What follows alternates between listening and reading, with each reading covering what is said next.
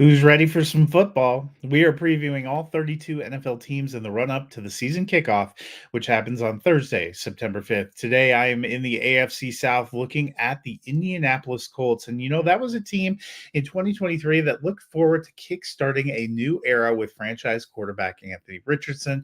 Unfortunately, he only lasted 4 games before leaving with a season ending injury. In his stead, they had veteran Gardner Minshew, who stepped up. He wasn't flashy, and neither were the Colts, but they were good enough to be in the playoff hunt right to the last week.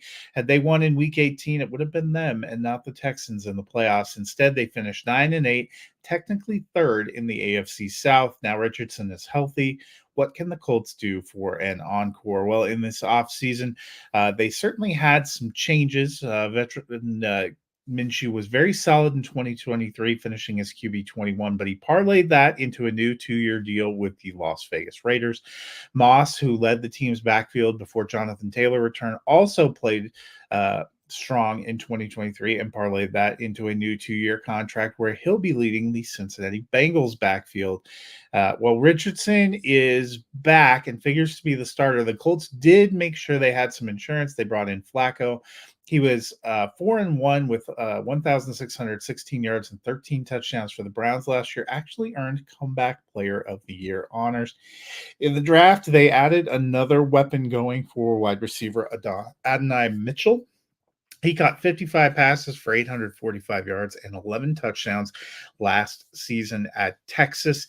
Kind of builds that nice, strong core of young pass catchers that the Colts are building up. They also got Leatu Latau, premier pass rusher, to bolster the defense. So let's turn to fantasy, and I think it all starts with the big question: what are we going to see out of Anthony Richardson? He was a tremendous scorer when he was on the field, but he only played 3.5 games. He was QB4 on a points per game basis, though.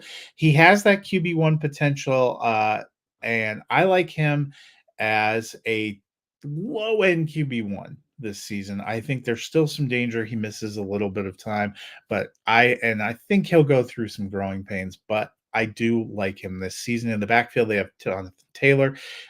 He got off to a slow start in 2023 after holding out, but he did average 15.6 points per game. That was good enough for RB12. I think he steps it up a little bit of a notch going through the whole season in 2024. He's back to being a top end RB1 for me. In the passing game, the Colts locked up top receiver Michael Pittman Jr. He was wide receiver 13, just on the cusp of wide receiver 1 production. I think he can sneak right into that low end top 12 spot in 2024. Among the rest, the Colts have Mitchell. They have second-year man Josh Downs, who's dealing with a little bit of an ankle issue right now, and they have Alec Pierce.